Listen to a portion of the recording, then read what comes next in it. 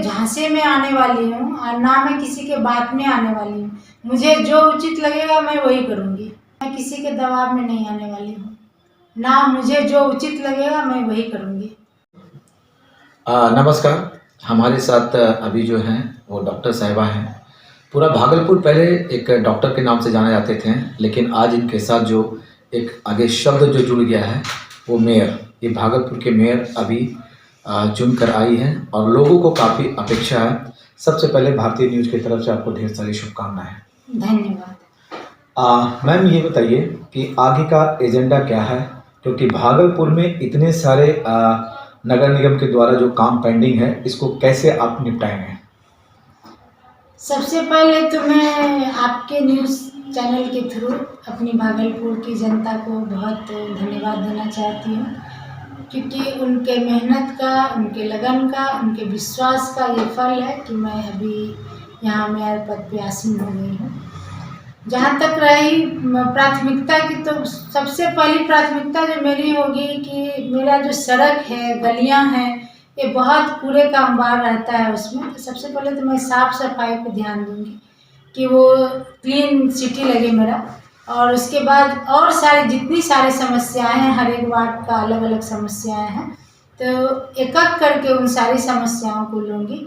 और वहाँ के जो प्रतिनिधि होंगे, वहाँ के जो पार्षद होंगे और वहाँ के जो इंटेलेक्चुअल्स होंगे, उनके साथ मिलके हर एक वार्ड की समस्या को दूर करने का कोशिश करूँगी। और फिर हमारा सिटी स्मार्ट सिटी में आता है, तो कैसे स्मार्ट दिखे, क्लीन दिखे, स्वच्छ दिखे, ये लगे कि किसी जगह ऐसे हम स्मार्ट सिटी में आए हैं। तो ऐसी मेरी मंशा है कि वैसा मेरा शहर बने। अभी आपने कहा कि हमारा स्मार्ट सिटी है ये, लेकिन यहाँ पे डंपिंग ग्राउंड नहीं है मैम। पिछले काफ़ी वर्षों से जो भी मेयर थे वो काफ़ी संघर्ष किया, काफ़ी प्लान बताया, लेकिन वो सक्सेस नहीं हो पाया। तो डंपिंग ग्राउंड के लिए कि वो भागलपुर में के जितने भी कूड़े होते हैं, जैसे आपने कहा कि साफ सफाई के लिए, उसके लिए क्या आपका तैयारी है? डंपिंग ग्राउंड बनवाने के लिए या उसमें क्या करना है, तो मैं उसके एक्सपर्ट से बात करूँगी कि कैसे इसका निपटारा किया जाए, कैसे इससे निजात पाया जाए। तो मैं पहले अपना एज्यूम करती हूँ वर्क, और उसके बाद इसके लिए मैं बैठक करूँगी जो भी इसके एक्सपर्ट होंगे कि कैसे इसका निष्पादन किया जाए बेहतर से बेहतर।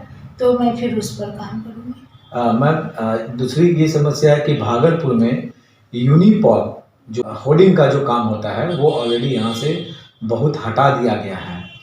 और आपके 51 वार्ड पार्षद में कि जो फ्लैग से रिलेटेड है वो, तो कहीं ऐसा ना हो कि आपको दबाव दिया जाएगा मैम मैं पार्षद हूँ और आप यूनिपॉल का परमिशन करवा के और इसमें टेंडर वो ले सकते हैं। ये आपके ऐसा आपके सामने आएगा तो क्या करेंगे मैम आप? मैं किसी के दबाव में नहीं आने वाली हूँ। ना मुझे जो उचित लगेगा मैं वही करूँगी। क्योंकि यूनिपॉल जो है, यूनिपॉल पे 100% आपके पास ये चीज़ आने वाला है, क्योंकि 51 वार्ड पर कंपनियों से उसका टाई अप है और आपसे ये काम ज़रूर वो कहेंगे मैम ये करवाइए। ऑब्वियस है कि चुनाव के समय में बहुत सारे खर्च भी होते हैं, आपको ऑफर भी किया जाएगा, तो उस स्थिति में क्या करेंगे मैम? ना मैं किसी के झांसे में आने वाली हूँ और ना मैं किसी के बात में आने वाली हूँ। मुझे जो उचित लगेगा मैं वही करूँगी।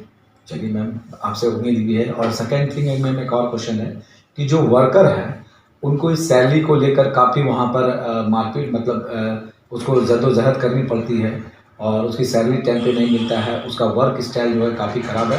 और बहुत ऐसे जो हैं अभी परमानेंट नहीं है, लेकिन वो टेम्प्रोरी काम कर रहे हैं, तो इसके विषय में भी आपके सामने बहुत बड़ा चुनौती आने वाला है। जिसकी सैलरी जितनी बनेगी और एक वार्ड को साफ सफाई करने के लिए जितना वर्कर्स चाहिए होगा, मैं उस पर पूरा फोकस करूँगी कि वो उसको उचित मुआवजा मिले और वो सही से काम कर सके। चलिए मैम, बहुत बहुत शुक्रिया कि आप ये थी हमारे साथ भागलपुर के मेयर जो वसुंधरा जी। इनका फोकस क्लियर है कि ना तो ये किसी दबाव में काम करेगी और ना ही जो नगर निगम में जो भी नई काम पेंडिंग है या डंपिंग ग्राउंड का जो भी चीज़ है उस पर एक्सपर्ट के साथ बैठ के इस चीज़ का निष्कर्ष निकाला जाएगा। कैमरामैन सहयोगी के साथ मैं सुनील भारती, नमस्कार।